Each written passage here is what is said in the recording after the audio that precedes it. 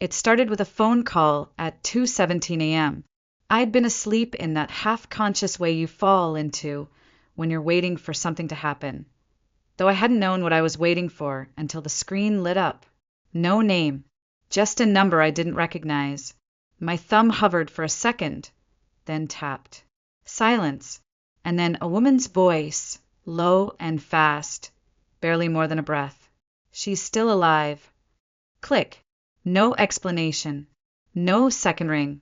Just the echo of those words pressing against the dark walls of my room, settling into the space like a warning or a promise.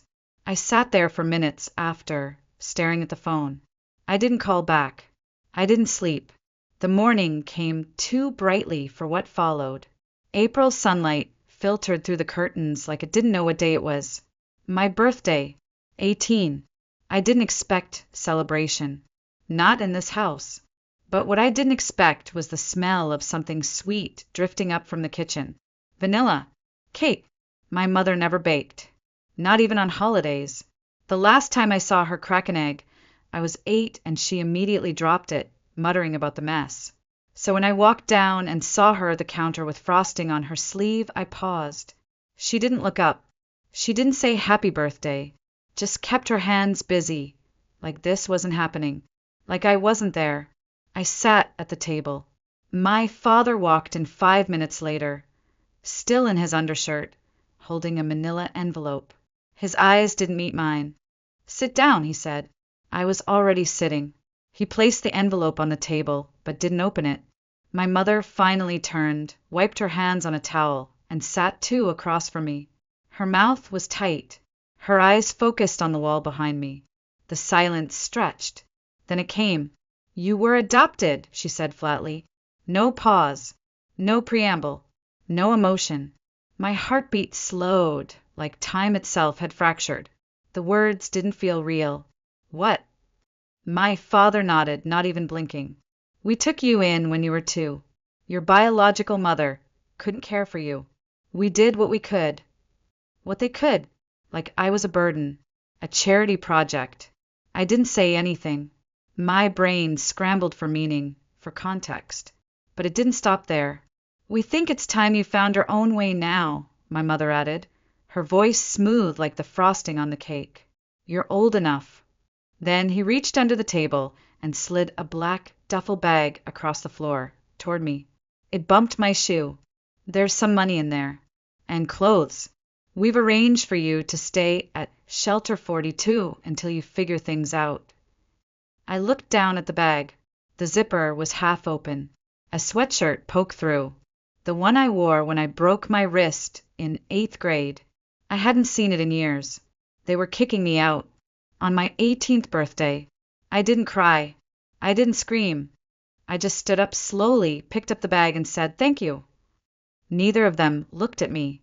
Neither of them noticed the way my fingers gripped the strap too tightly, the white line of pressure building under my knuckles.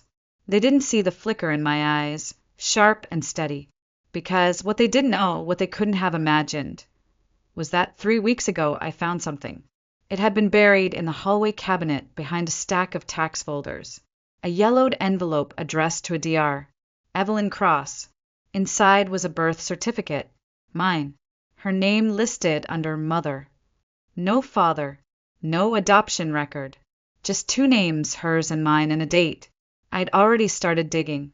Library archives, online forums, old newspaper databases. The woman listed as my mother hadn't been unfit. She had been silenced. And now, as I stepped out into the spring morning with a duffel bag full of lies and a head full of fire, I didn't feel abandoned. I felt something else. Ready.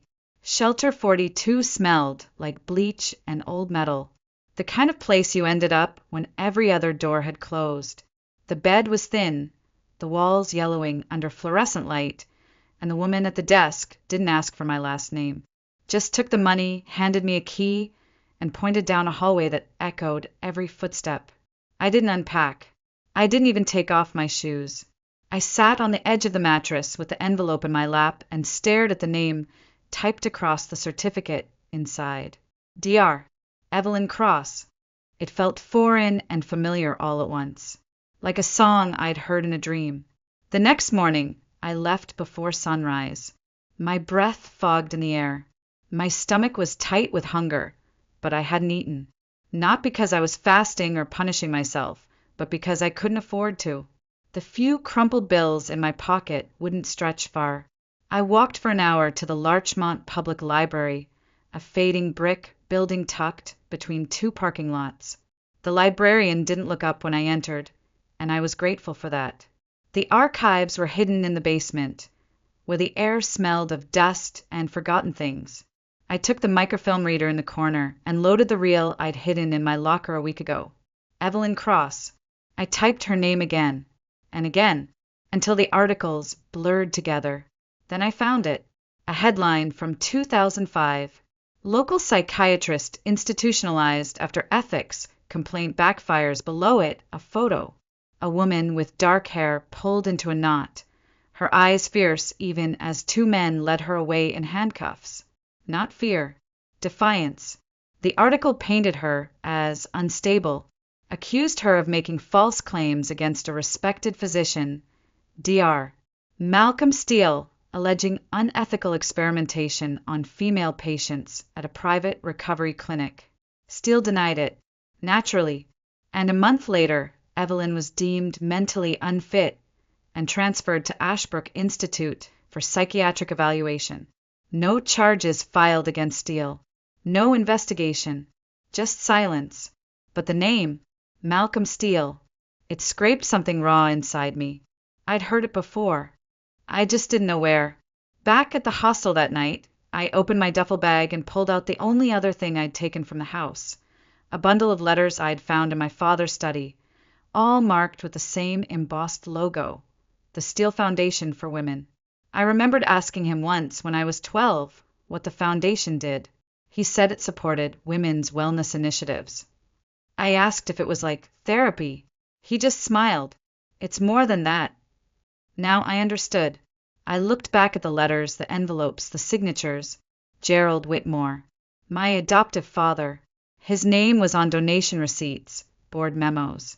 And then I saw it, one letter, slightly crumpled at the edge, bore the words Research Collaboration Agreement.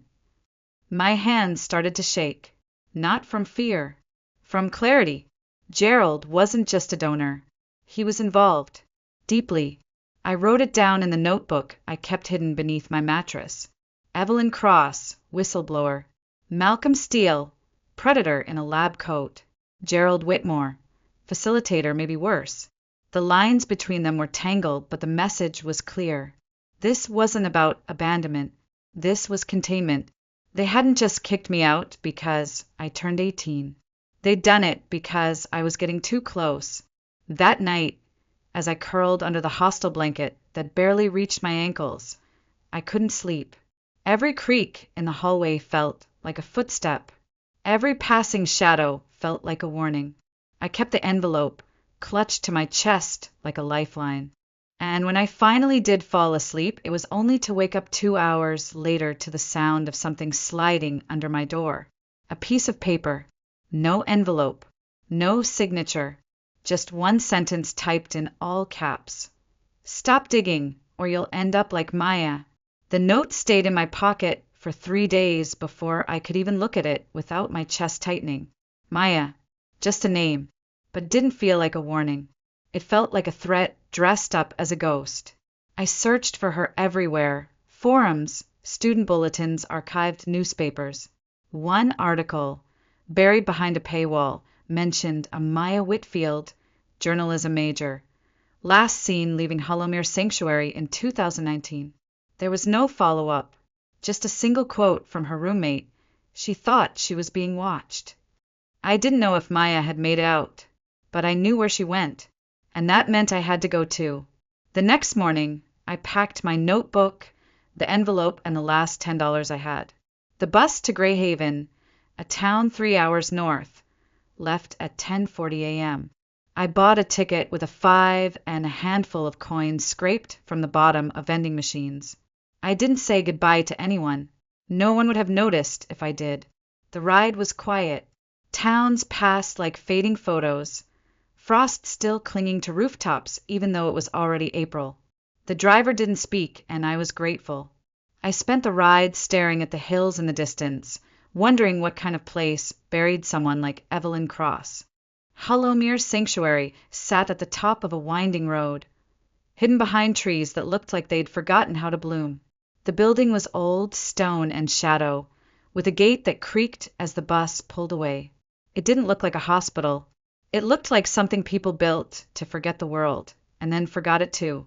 The woman at the front desk didn't even glance up when I entered.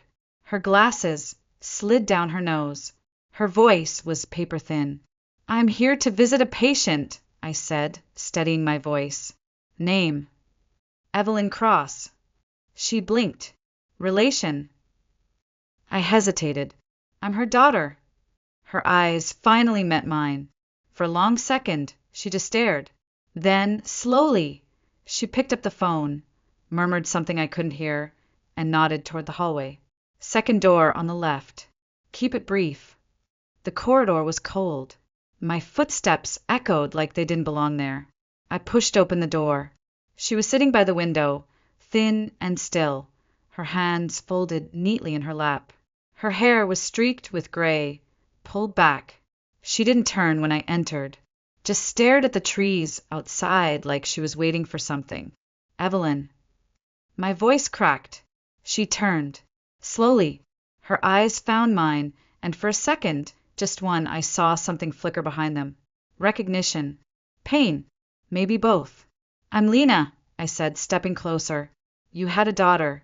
18 years ago. They told me you were unstable, that you were unfit.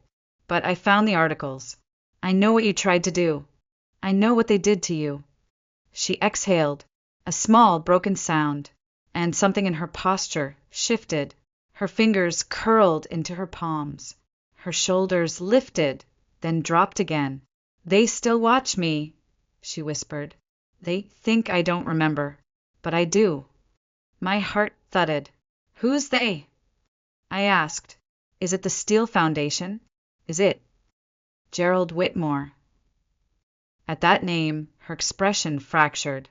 She blinked rapidly, like trying to push back something sharp. "Your father," her voice wavered. "He wasn't supposed to adopt you.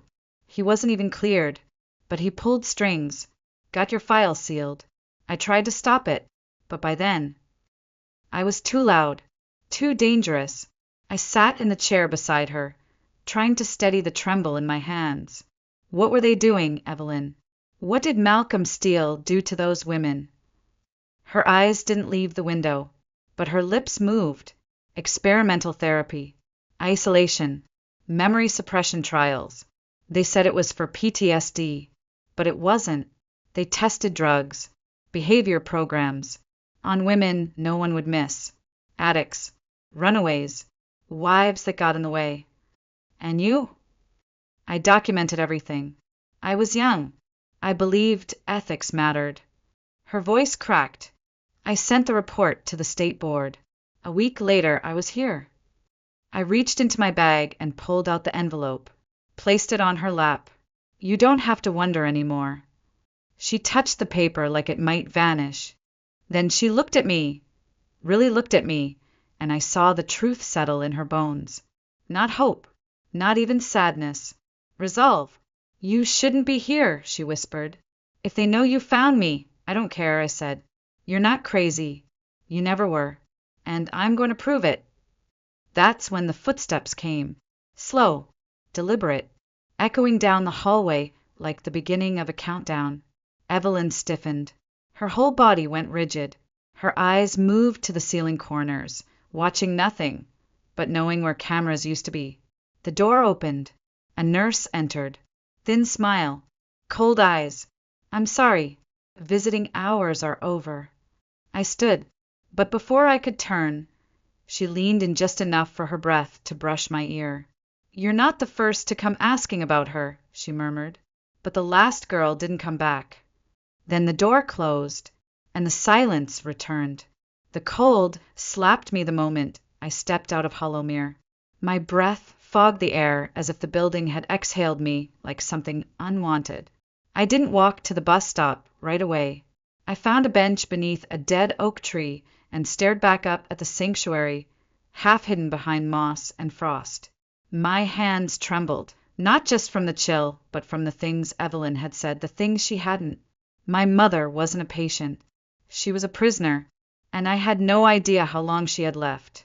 The name Maya echoed in my head. The nurse hadn't said it as a threat, but it felt like one. Back in Greyhaven, I checked into a roadside motel with peeling wallpaper and a key that stuck in the lock. I didn't turn on the lights. I sat on the floor, cross-legged, laptop open, Wi-Fi barely working. The clock blinked, 1:04 a.m. I searched everything. Hollowmere, Ashbrook, Silver Birch, names Evelyn had whispered. Nothing. Their digital footprints had been scrubbed clean. So I searched Maya. One archived article, one thread on a buried subreddit about whistleblowers, and a photo, grainy and old, posted by someone anonymous. In it, Maya stood outside a hospital entrance, holding a file folder close to her chest. Beside her, barely visible, was a nurse, Nina Porter. I zoomed in, pixel by pixel, until I could see the name tag on the scrub pocket. My heart thudded once hard. I remembered her face. She had been at the front desk when I walked into Hollowmere. I backtracked everything, searched her name, no social posts, no contact info. But one comment under a Facebook photo from years ago stuck out. Someone had tagged her in a picture at a nursing conference. Still doing nights at Hollowmere? You poor thing. That place is haunted. Haunted. The word rang too true. I made a burner account. I sent her a message. My name is Lena Carter. I visited Evelyn Cross today. I know what happened to her. I know about Steele. And I know about Maya. Please, I just want the truth. I didn't expect a reply. Not right away. But at 2:14 a.m. my screen lit up. Back in trance. Tomorrow, midnight. If anyone sees you, say you're lost. That next day stretched forever. I didn't leave the motel. I barely moved, just stared at the envelope, at Evelyn's birth certificate, at my own signature on the release of responsibility form my adoptive parents made me sign. Legally severed, emotionally shackled. At 11:47 p.m., I left the motel and walked the 3 miles back to Hollowmere. The wind cut through my coat like knives. The grounds were darker now, moonlight swallowed by heavy clouds. I followed the gravel path around the building, past broken windows and rusted pipes. The maintenance door creaked open before I could knock. Nina stood inside, still in scrubs. Her face was pale, drawn, older than I remembered from the lobby. You came, she said. I had to. She nodded, motioned me in, and locked the door behind us. We moved fast, through a narrow hallway that smelled like bleach and mold. The walls pulsed with flickering light. She led me through an old break room, then into a filing room with locked cabinets, the kind that looked like they hadn't been touched since the 90s. I shouldn't be doing this, she whispered, unlocking the third drawer with a brass key. But I saw what they did, to Evelyn, to the others, and when Maya showed up, I thought maybe someone would finally listen. She pulled out a manila folder and handed it to me. Maya Whitfield, she said softly. She was smart, asked questions no one else dared to. She had documents, court filings, medical logs. She came back a second time. Then her dorm was broken into, laptop wiped. She told her roommate she felt followed. 2 days later, gone. My throat tightened. You don't think she ran? No, Nina said.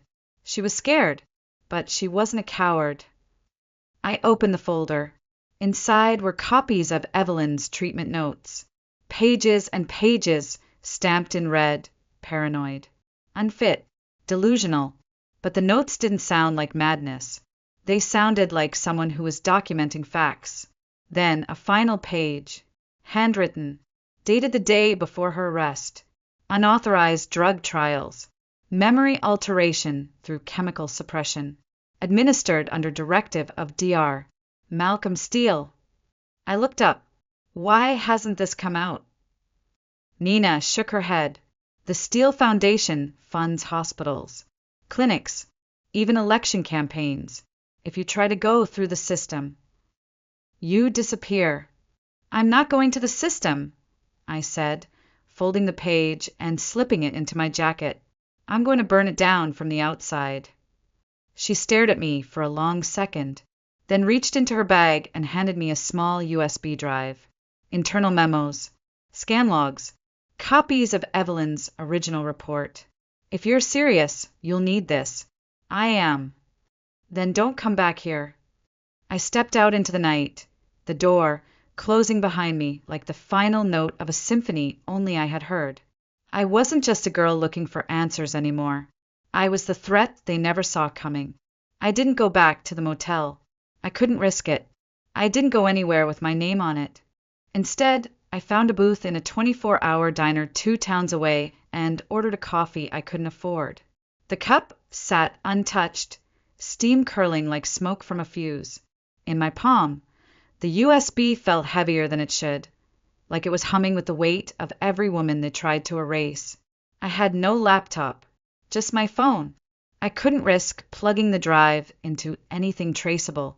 So by noon the next day, I paid cash for a dented second-hand Chromebook and took it to the back corner of the public library, behind a shelf of forgotten travel guides. I waited until no one was watching. Then I opened the drive. It loaded slowly, like even the files themselves were hesitant to be seen. Folders popped into place, one after another. Patient logs, experimental reports, foundation memos, EV private files. My throat went dry. The patient logs were brutal, coded references to sedation trials, compliance sessions, and containment recommendations. No names, just numbers, but the patterns were unmistakable. Behavioral manipulation disguised as therapy, memory suppression labeled as treatment, and all of it happening under the Steele Foundation for Women. Then came the memos. One line chilled me. Patient EV remains a reputational threat. Recommend continued confinement. Monitor for media breach. Next to it, signed E. Whitmore. My hand shook. Gerald hadn't just facilitated this. He'd signed off on silencing my mother. And then there was a folder marked video archives. Dozens of untitled clips. I clicked one dated 2005. A woman strapped to a chair, her eyes glassy. Evelyn. Her voice slurred. Off-screen, a man asked, "Do you believe we're here to help you?" And Evelyn, barely audible, whispered, "You're helping me forget." I slammed the lid shut. It wasn't therapy. It was programming. I needed help, but not from the system. I needed someone like me. Someone who had already tried to speak and been buried for it. So I found her. Harper Quinn, a former investigative reporter fired years ago for chasing a lead on unethical psychiatric treatment. She hadn't published since, but there were whispers online, deep forums, encrypted threads, that she hadn't stopped digging. I sent her one message through an anonymous inbox. I have patient logs, memos, videos. My mother is one of them. And I think someone named Maya tried to reach you once. She disappeared. I didn't expect a reply, but I got one. 1 hour later. Where are you? I've been waiting for this for 15 years. She didn't live in a city. She lived off-grid in a cabin deep in Vermont, wrapped in pine trees and radio silence. When I arrived, she was already waiting on the porch, late 50s, sharp-eyed, wind-chapped skin, no small talk. Inside, she locked the door, pulled out a dusty laptop and gestured, "Show me." I handed her the drive, watched her face as she clicked through the folders. No reaction, just a slow, deliberate inhale when she saw the names. Then the videos, then Evelyn's handwritten report. "These are real," she murmured. "The language, the headers. This is how the Foundation writes. You couldn't fake this if you tried." "I'm not trying to fake it," I said. "I want to blow it up." She leaned back, her eyes sharp now. Focused. Then we don't go to one outlet, she said. We go to all of them. At once. Trusted allies. Whistleblower platforms. Podcasts. Former prosecutors. We make it so loud they can't kill it. I nodded. I want Gerald Whitmore's name buried in the same dirt he buried her in. She stared at me, then smiled, tight and full of steel. Let's make them choke on the truth. Within 24 hours, she duplicated the drive 6 times, sent it to 6 people across the country, each one given a unique password, delivered over encrypted calls. She called it fireproofing. Meanwhile, she drafted a full report, tying Evelyn's records to the experimental trials, linking Steele to institutional abuse and exposing Gerald's name on internal memos. Then my phone rang, a number I knew too well, Gerald Whitmore. I let it go to voicemail.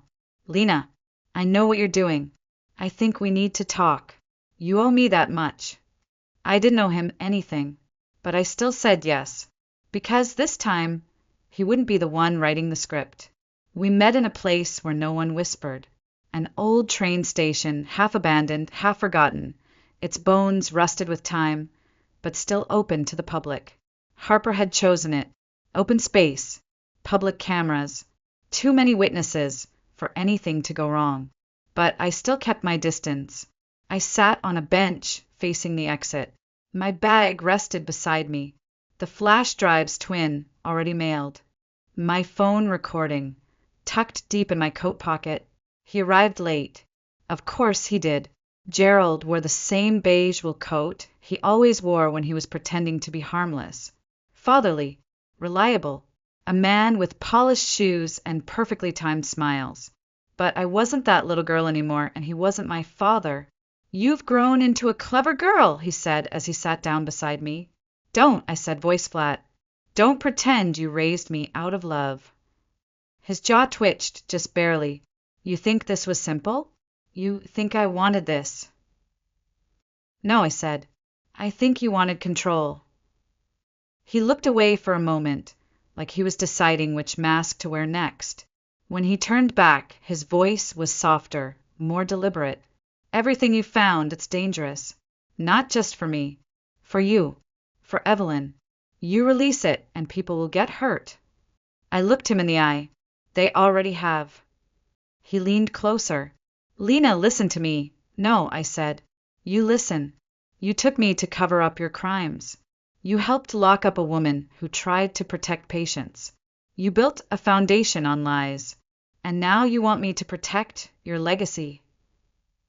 He paused, and then the mask dropped. This will destroy you too, he said quietly. No, I whispered. It frees me. I stood up, walked away, didn't look back. That night, the storm broke. It started with a podcast episode, raw, unfiltered, hosted by a woman with nothing left to lose. Harper had timed it perfectly. While Gerald was still trying to contain me, she'd sent out every encrypted package. The next wave hit hard. Scanned documents, voice memos, court filings buried for years, redacted patient logs that suddenly weren't so redacted, Evelyn's handwritten notes, footage from inside the chair room, and then her voice, Evelyn Cross, slurred and sedated, whispering, "You're helping me forget." It hit the internet like wildfire doused in gasoline. By the end of the week, Hollowmere, Ashbrook, and the Steele Foundation were all trending. Whistleblowers began to surface. Former staff, former patients' families, anonymous letters from other institutions. 10 days after the leak, the state attorney general announced a formal investigation. Subpoenas were issued. Evelyn's case was reopened. Gerald Whitmore's name appeared alongside Malcolm Steele and 3 other executives in a class action lawsuit. I didn't expect the world to care, but it did. And while it burned, I went back for her. Harper made the call. By dusk, we were on the road, heading toward Hollowmere again, but not as victims this time. They didn't fight us at the gate. The staff had thinned. Some had already quit. The ones who stayed barely made eye contact. Nurse Nina met us at the back entrance. "She's been sedated, but still lucid," she said, handing me a clipboard. "If you're going to do this, do it now." I nodded. I found Evelyn in the same chair, by the same window. But something was different now. Her body sagged. Her eyes were dull. But when she heard my footsteps, she stirred. "Mom!" I whispered, kneeling down. Her fingers twitched. She turned slowly. "You found me," she said, voice brittle. "I always would." She smiled, just enough to crack the corner of her mouth. We walked out together. No alarms. No men in white coats. Just dusk light, cold wind, and a silence that didn't feel heavy anymore. The next weeks were a blur. Legal protection, medical care, trauma therapy, Evelyn's reintroduction into a world that had tried to erase her. The trial was delayed but not dismissed. Gerald never called again. He was indicted 3 months later. But even that wasn't the end. 6 months after the leak, a woman walked into a community clinic in a small town in Oregon. She used a fake name. Her eyes were tired, her posture guarded. But the nurse on duty recognized her from a podcast episode that had gone viral weeks earlier. She didn't say anything, just handed her a folded newspaper clipping. The headline read, "Whistleblower resurfaces. Evelyn Cross found alive after 18 years." The woman froze. Then whispered, "She made it." That night I got a message. "It's her," Harper said. "Maya Whitfield. Alive." I flew out the next morning. The town was quiet, almost painfully normal. Maya met me in the back corner of a diner that smelled like burnt toast and strong coffee. She wore a baseball cap, no makeup, sleeves pulled over her hands. But her eyes were the same as in that old grainy photo, sharp and searching. We didn't hug. We didn't cry. We just sat there for a while. 2 women who should have been erased but weren't. "They tried to make me disappear," she said. "I let them. I thought, if I stayed dead, maybe they'd stop hurting the others." "They didn't," I said. "But you were the first. You made it possible for me to find her." She looked down at her coffee, then back at me. "So, what now?" It was a question that hung heavier than it should. What happens after revenge? After the fire? After the empire crumbles, and you're left standing in the ash? I didn't have a clean answer, but I had an idea. "We build something better," I said. "No more secrets. No more silencing. We start with truth and we go from there." And we did. Together, Maya and I launched an independent platform. A space for survivors, whistleblowers, the forgotten voices left behind in locked rooms and sealed files. We called it the Cross Line, named not just for Evelyn, but for every line they crossed to keep people, like her, quiet. Evelyn was slow to adjust at first. The world had changed. Her hand still shook sometimes when she heard a door click shut, but she smiled more now. She even started writing again. Essays, letters, reflections. She wasn't hiding anymore. She was living. I didn't go back to Gerald's house. I didn't need closure. He didn't deserve the dignity of a final word. He was sentenced to 25 years without parole. Malcolm Steele died before the trial began. Heart attack, or maybe just fear catching up to him. Either way, they didn't win. We did. And not just by tearing them down, but by refusing to let them bury us. Sometimes I still hear the echo of that first phone call. "She's still alive." Back then, it sounded like a warning. Now it sounds like a vow. Because I am too. Still alive. Still fighting. And never, never quiet again.